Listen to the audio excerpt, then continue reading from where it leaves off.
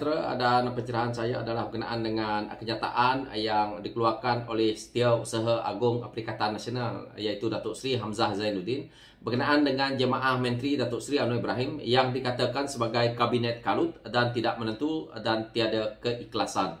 Jadi saya tak faham apa sebabnya beliau berkata seperti ini. Tetapi sebagai seorang bekas menteri yang mana beliau adalah Menteri KDN, saya rasa kenyataan yang dikatakan oleh beliau ini tidak sepadan dengan apa yang rakyat nak lihat.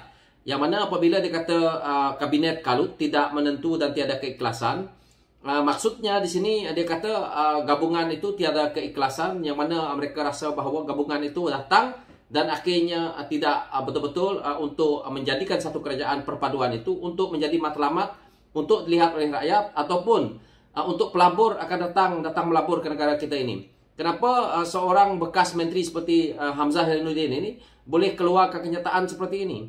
Kerana kenyataan yang dikeluarkan seperti ini boleh merosakkan ekonomi negara kita ini. Dengan kepercayaan pelabur akan hilang kerana seorang yang seperti ini. Jadi dia perlu menjaga apa yang diucapkan sebenarnya. Dan kita kena tahu juga bahawa kalau dia kata tidak menentu dan tiada keikhlasan, baik Datuk Seri Hamzah Zainuddin, cermin muka dia sendiri. Dia patut fikir bahawa macam mana kerajaan Perikatan Nasional itu ditubuhkan. Tiba-tiba kita lihat kata satu persatu, kita tahu Datuk Seri Hamzah Zainuddin ini bermain juga di belakang takbir. Kenapa saya kata seperti itu? Kerana beliau adalah Menteri KDN. Hari ini taring kamu dah tak ada, kamu dah jadi pembangkang. Kamu menindas orang dengan kamu duduk di KDN itu dengan berbagai-bagai. Ramai tokoh-tokoh Pakatan Harapan yang terpaksa melompat disebabkan daripada hasil orang seperti Hamzah Zainuddin ini. Jadi itu yang saya nampak. Saya tidak nak serang sangat ke arah yang mana boleh dikatakan sebagai pribadi, tetapi keseluruhan rakyat tahu. Hari ini rakyat akan mengkritik orang yang bernama Datuk Seri Hamzah Zainuddin ini kerana tingkah laku dia yang kita boleh lihat bagaimana di media-media agak arogan orangnya. Jadi apa yang dia nak cakap hari ini pun, kalau dia nak kata kabinet kalut, dia kena terima hakikat bahawa inilah kabinet, barisan kabinet yang telah dibentuk. Kita tidak pernah kritik pun barisan kabinet Perikatan Nasional, yang mana orang yang jadi menteri, orang yang tak layak, semua ada jawatan. Termasuk Datuk Seri Hamzah Zainuddin ini sendiri. Pada saya tidak layak memegang jawatan menteri. Sebab tu dulu beliau duduk dalam UMNO, kita tak dengar nama dia ni. Tiba-tiba apabila dia bersama dengan Pakatan Harapan masuk dalam Bersatu, yang mana kita tengok lepas itu lompat sana sini untuk mendapatkan jawatan, akhirnya kita dengar nama orang yang bernama Datuk Seri Hamzah Zainuddin ni. Kalau dulu saya tak tahu ni siapa dia orang ni. Tetapi inilah yang kita lihat hari ini, yang mana apabila dia komen tentang tiada keikhlasan ini, saya nak beritahu dekat Datuk Seri Hamzah Zainuddin, sebagai orang politik lama, tak payah kamu egois, kami anak muda boleh kenal orang seperti kamu ini. Ucapan kamu ini apabila kamu kata tiada keikhlasan. Kita lihat, kerajaan Perikatan Nasional yang mana terbentuk itu adalah daripada manusia-manusia yang bernama ahli parlimen katak ini tadi, masuk ke dalam itu, dan mereka terpaksa membolot jawatan, membolot pangkat demi untuk menyelamatkan diri daripada diambil tindakan oleh Menteri KDN yang mengawal kuasa yang ada dalam kerajaan waktu itu. Ini dia perlu ingat. Jadi adakah kerajaan Perikatan Nasional itu punya keikhlasan dibandingkan dengan kerajaan yang ada hari ini, yaitu kerajaan perpaduan. Kerajaan perpaduan adalah terbentuk daripada yang menjadi kekuatannya adalah daripada Pakatan Harapan, yaitu ada 82 kursi, dibarisi lagi dengan UMNO yang masuk bersama en bloknya, yaitu 30 kursi, GPS juga ada 23 kursi. Maka itulah kekuatan, maka keikhlasannya itu ada kerana jaminan itu daripada semua parti ini tadi tidak seekor-seekor seperti kata. Jadi ini kebaikan dia yang mana persetujuan diputuskan oleh ketua-ketua parti. Bukan seperti mana kerajaan Perikatan Nasional yang dicuri daripada parti. Mereka bertanding atas parti, bertanding atas logo parti. Akhirnya Perikatan Nasional curi satu persatu untuk jadikan mereka punya ahli parlimen untuk mencukupkan kerajaan mereka. Maka kerajaan Perikatan Nasional pada saya adalah satu kerajaan pintu belakang yang tidak pernah dalam sejarah menang pilihan raya. Dia tidak pernah ada ranking, okey. Macam hari ini kita tengok, yang menang pilihan raya ni adalah Pakatan Harapan. Ada 82 kursi. Manakala Perikatan Nasional ada 73 kursi. Jadi Perikatan Nasional ni rekod dia untuk menang tak ada. Rekod dia untuk nak jadi kingmaker pun tak ada. Jadi kerja dia adalah kerajaan yang akan mencuri ahli parlimen jika tidak ada RUU anti lompat parti. Maka orang-orang seperti Datuk Seri Hamzah Zainuddin ini akan menjadi broker. Lepas jadi broker dia akan ugut. Lepas ugut orang itu akan masuk. Dan inilah yang dia kata kerajaan yang ada keikhlasan. Yang mana kita lihat pemimpin-pemimpin yang bersekongkol dengan mereka itu adalah PAS. PAS ini adalah ejen dia yang tukang menjual agama, tukang menjual bangsa ni. Yang mana menjadi dalangnya adalah Presiden PAS itu sendiri.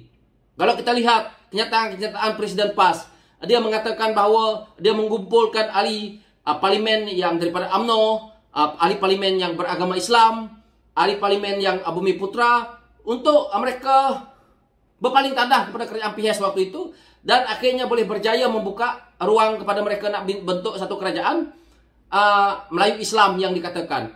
Jadi ini adalah satu pembohongan untuk mereka rampas kuasa.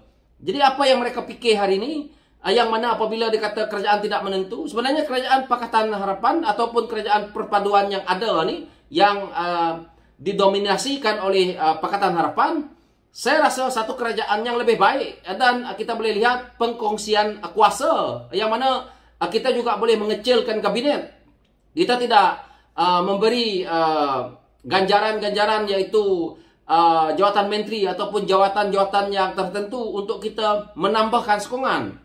Jadi pada saya, orang seperti Hamzah Zainuddin ni dah tak layak ada dalam politik Malaysia. Kerana kalau orang seperti ini berada dalam politik negara kita ini, maka kita akan berada bersama dengan barisan-barisan kepimpinan yang arogan, barisan kepimpinan yang susah rakyat biasa nak bercakap dengan dia. Dia apabila nak mengambil undi rakyat, dia pandai.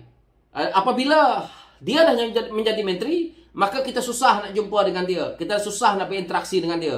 Dia adalah orang yang pada saya sombong dan aku. Ini saya tidak pernah berdepan dengan orang seperti Datuk Seri Hamzah Zainuddin ini. Tetapi maklumat daripada kawan-kawan saya, ahli-ahli politik yang lain, ada yang VIP yang lain, yang sebelum-sebelum ini ingin berjumpa dengan beliau. Amat suka, telefon saja dia tidak angkat.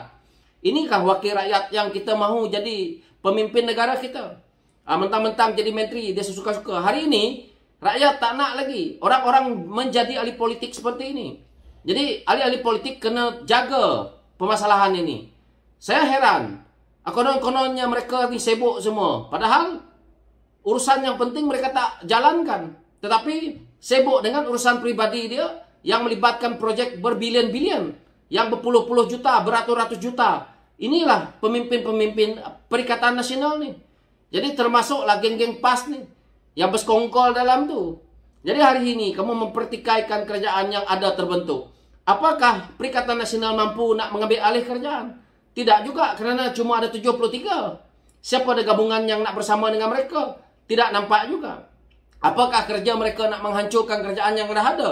Pada saya, kalau terjadinya lagi langkah seperti langkah Sheraton itu, maka ini satu penghinaan ataupun satu langkah yang pada saya amat derhaka kepada Yang di-Pertuan Agong, kerana kamu orang bermain dengan pintu belakang, kamu orang cuba untuk mempengaruhi parti yang lain untuk kamu bentuk satu kerajaan. Akhirnya, yang rapuh adalah politik negara kita ini bersama dengan ekonomi akan merundum semula dan akhirnya kita akan ditimpa masalah. Ahli-ahli politik seperti Datuk Seri Hamzah Zainuddin serta Tan Sri Muhyiddin Yassin serta Presiden PAS Abdul Hadi Awang yang mendapat kredit. Mereka yang dapat keuntungan, mendapat jawatan, mendapat projek, mendapat segala macam, tapi rakyat sengsara. Kita lihat ulang-ulang saya kata 600 bilion. Saya harap RCI akan ditubuhkan. 600 bilion tahu. Kerajaan Perikatan Nasional. Mana perginya? Mestilah dengan geng-geng dia ni. Yang kita tahu, orang seperti Datuk Seri Hamzah Zainuddin ni, Presiden PAS, orang-orang kanan dia. Perlu kita lihat ke mana arah dia. Jadi pada saya tidak nak panjang-panjang, saya tidak nak merapu, tetapi itu kenyataan yang saya nak ulas berkenaan dengan orang bernama Datuk Seri Hamzah Zainuddin ni. Kerana waktu dia jadi menteri ke DN, kita tengok ramai kita nak bersuara susah hari ni, padan muka kau dah tak jadi menteri lagi. Saya harap kekal selamanya. Lepas ni bagi kalah dia dekat sana. Sekian, terima kasih.